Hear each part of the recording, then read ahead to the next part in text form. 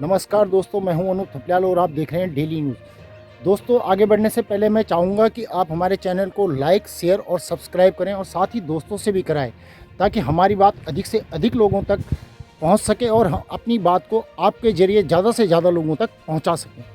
तो दोस्तों, इस समय मैं खड़ा हूं मालन नदी के उस पुल पर जो लगभग 3-3.5 माह पूर्व टूट गया था। ये आप देख सकते हैं, पुल की हालत अभी भी जस की तस है। यहाँ पर खनन के चलते, अवैध खनन के चलते ये पुल टूटा था। आप नीचे नदी में देख सकते हैं कि कितनी गहराई तक यहाँ पे नदी को खोदा गया था।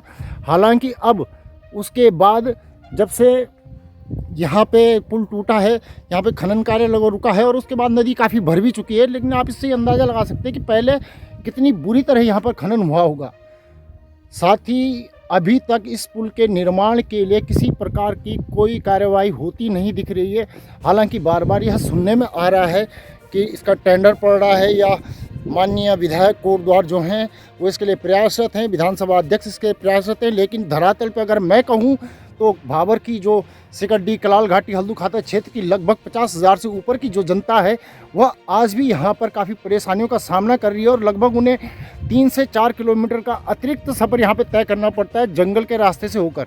क्योंकि चाहे वो कर्णाश्रम की तरफ से होने वाला रास्ता हो या नीचे तल्ला मोटर ढंग से जाने वाला रास्ता हो, दोनों रास्ते जंगल के रास्ते जाते हैं और वहाँ पे हाथी द्वारा या वन्य जीवों द्वारा उन पर कभी भी हमला किए जाने की आशंका हमेशा बनी रहती है और जिस कारण काफ़ी खतरा भी उन लोगों को रहता है। लेकिन मैं सबसे ज़्यादा आश्चर्यचकित तो इस बात से हूँ कि वो हमारे जो भी जनप्रतिनिधि हैं जो यहाँ पर जनता के हितों की बात करते हैं, उनके हितों की बात करके जनता से मतदान लेते हैं, वह क्यों मतदान लेकर इस प्रकार खामोशी ओढ़ लेते हैं।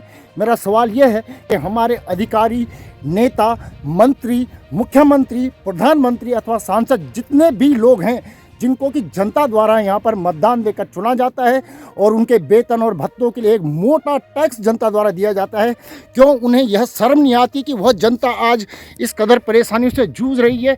क्या जो कहा जाता है कि नेता श्रम बेचकर ही बना जाता है, यह बात को सत्य करते क्या यहाँ के नेता लोग हमें दिखाई दे रहे हैं या फिर बात कहीं और कुछ उनके व्यक्तिगत लाभ की कहीं अटकी पड़ी है कि जो ये इस काम को शुरू नहीं कर रहे हैं।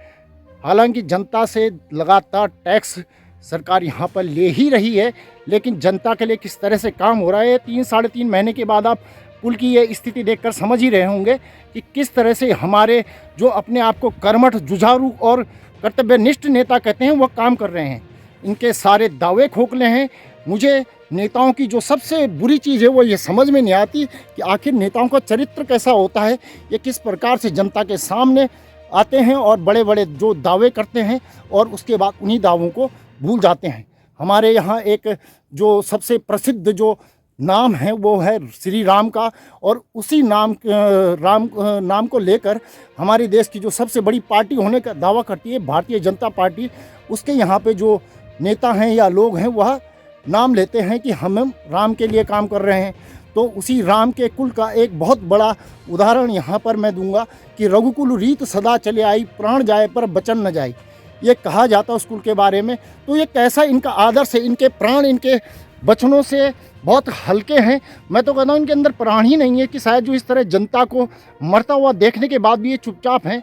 तो ऐसे में इनके विषय में क्या समझा जा सकता है और इनका नैतिक चरित्र कहाँ तक गिर चुका है या गिरता जा रहा है, ये आप स्वयं अंदाजा लगा सकते हैं।